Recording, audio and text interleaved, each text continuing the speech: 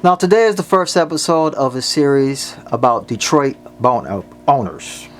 We have some women here who are in the process of owning a boat, and some of the ladies here own a boat. So there are a few questions we want to ask some of these ladies about the challenges and things that they have to deal with as far as owning a boat. Now, here's the first question. What made you want to purchase a boat? Well, for me, I wanted to purchase a boat because a lot of my friends have boats and I enjoy boating. And I had some things going on in my life, and I just recently paid off my house and I paid off my car. So it's going down next season. And so I'm in the process of boat shopping for myself. Okay. I wanted to also own a boat or purchase a boat. I've always been had a lot of friends that own boats, going on other people's, but I just got tired of asking people, can I go on their boat? It's just, I'm a boss, I have my own business, and I just felt that, it's time for me to own up and just have my own boat. I always loved it, being in Michigan. When people think about Detroit, they think about it being dreary and dark or whatever, so owning a boat, for me, it's like being on a vacation all the time. Yeah, Great It's Lake like- State, Yes, so. Yes. What made me want to own a boat? I have a few friends that have boats, and my one girlfriend, she was like, Tomeka, I'm telling you, it's nothing like the boat life. You'll love it. You'll love just the people that you meet, as a boat owner, because, it's like an exclusive club, So I said, really? She said, you'll meet like the top of the top people. You'll make the right connections. Anything you may ever need or want, as far as business-wise, you'll meet in the boating world. So it's like kind of like an upper echelon class of people that you meet, and I wanted to be a part of that. So Why I wanted to buy a boat is because my daughter, she initially put the ideal in my head. She was like, "Mom, we should get a boat. We should get a boat." And I'm like, "No, not right now." And plus, everybody knows it's so expensive to buy a boat, maintain a boat. And when I did my research at that time in my life, I wasn't financially established to get a boat. So when I was able to do so, I wanted to go ahead and revisit the thought. And I just bought my boat last August in 2018. So I just, so I'm a new boater. Okay. The yachter. Her yacht. Yeah, okay. She has a yacht. Not a Okay. boat. Her name is Miss Louie. Okay. Twisted. Yeah. And my nieces, I love Louis Vuitton. And my nieces were, when I come around, Miss Louie, Miss Louie. And so they tease me with that name. So when I purchased my boat, I'm like, what am I name her? And as you know, boats are she's. So I was like, what am I name her? What am I name her? And my niece was like, Miss Louie. My niece. Okay. Name her Miss Louie. Okay. And I said, okay, Miss Louie it is. So we patented it, and here we are, Miss Louie. So my initial reason for wanting to own a boat was because I am the spoiled niece of Miss Louie herself. Whatever I want, I typically get. So me and my friends, we tend to be a little bit on the more wild side, and sometimes she has her sophisticated friends on the boat, as you can see. So we got our boat because we like to turn up. But I mean, it was a good idea. It was passed down from Miss Louie, and I love it. Now, when does boating season begin and end? So boating season, like I said, I'm a new boater. Okay. I know for sure that it started in April. Yeah, it was in April, and it typically ends in October. Okay. Yes, the average boating season begins in April.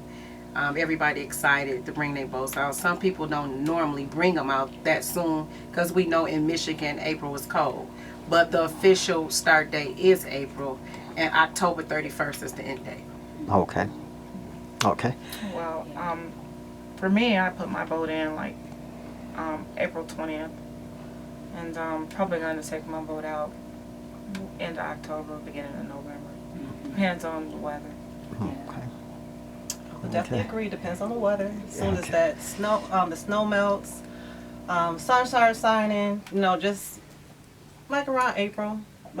Usually, like most people that have their boats in the water before Memorial Day weekend, Okay. and then usually goes to like around right before Halloween. Okay. Yeah. Most of my friends start in April, and October 31st is usually like the deadline.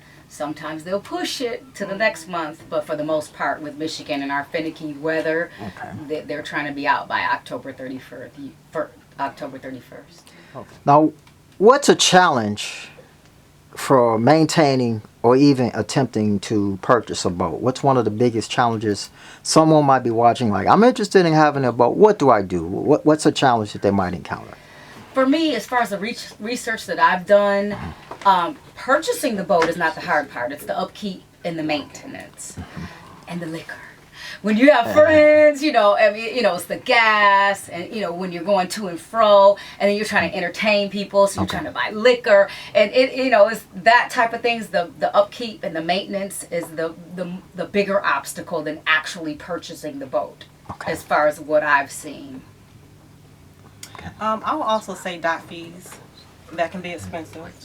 I don't know exactly the amount. I've been doing some research, but I've heard $2,000. You have to have money to even put it on the water. And some people have those obstacles. You will see, like, some people, it may take them, they may not put their boat until June because they have to get their money together. It just all depends on everybody's financing, but you gotta have the money to even drop it in the water to pay those fees. So that's definitely a challenge.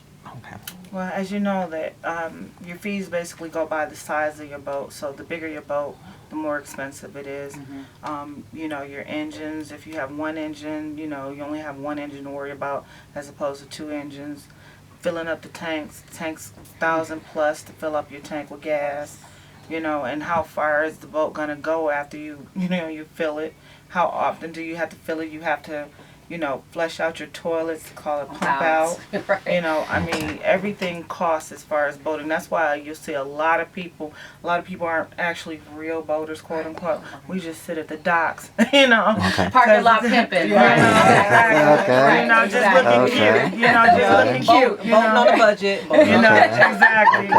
Budget boaters, Right. And then, so, which is still fine because you got a boat, So that's the obstacle within itself, obtaining one. And then the rest, boat stands for breaking out another 1,000. Just know that.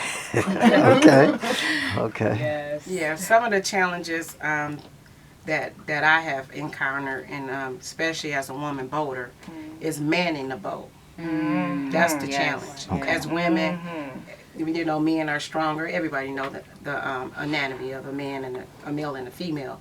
So it's just manning the boat, driving the boat, maintaining the boat. It's a lot going on with this boat where you need a man, you need the muscles.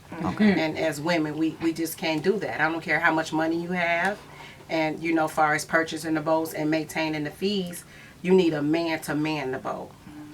So that's where our boy toys come in at. The biggest obstacle for me is really like maintaining the crowd, because everybody want to be a part of this lifestyle. If they don't have a boat, they hear about the parties. Oh, it's a big dock party going on, and everybody wants to get in, everybody wants to sit with you. So you got to pick and choose wisely what pretty girls can sit in the pretty girls section.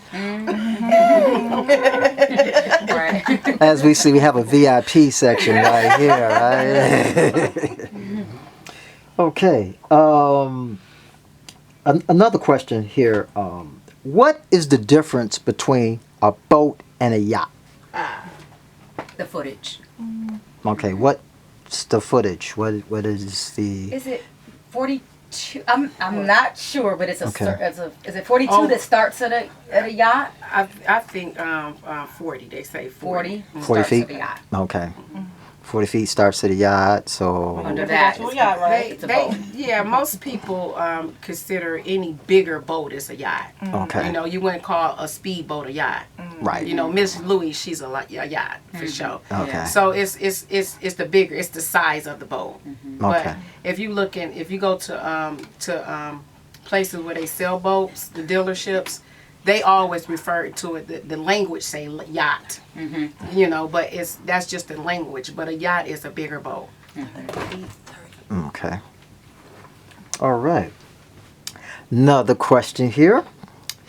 Does size matter with a boat?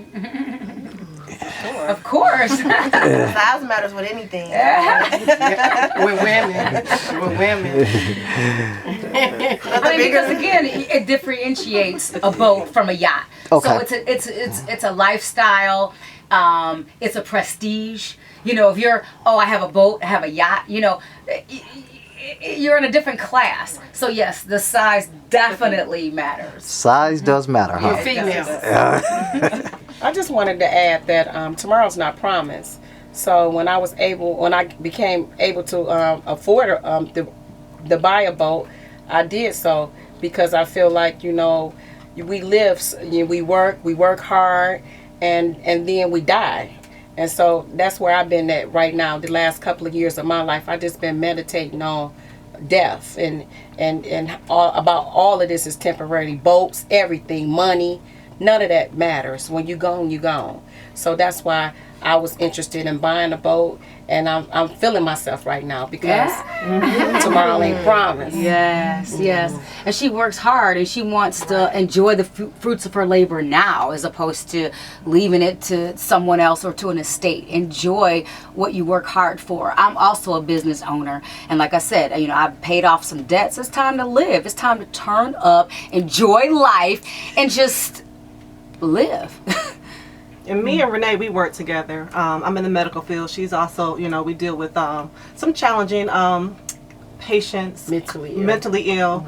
And she really inspired me to get a boat. You know, she works hard, I work hard, and me just being down here on this beautiful yacht, I'm like, you know what, it's time to step it on up. That's why I'm in the process of getting mine now. So. Yes. Well, with me, you know, I just, I'm like, hey, I've raised my kids. It's time for me to enjoy my life. You know, I got more time behind me than ahead of me. So with the time I have ahead of me, I'm going to enjoy it. Yes. And me personally, I've hit like some very lows in life, and I've always had Miss Louie to just kind of walk me through things and, you know, pick me back up and say, hey, you got to enjoy your life while you're here. Don't mope around about something you can't change. So I'm definitely following in her footsteps. She's a big inspiration. So, yeah, you are. So it's turn up time. Oh, yeah. Turn up.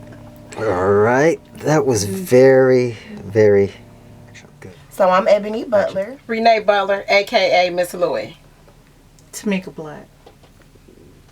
Kelly Hopson. And I'm Toy Taylor.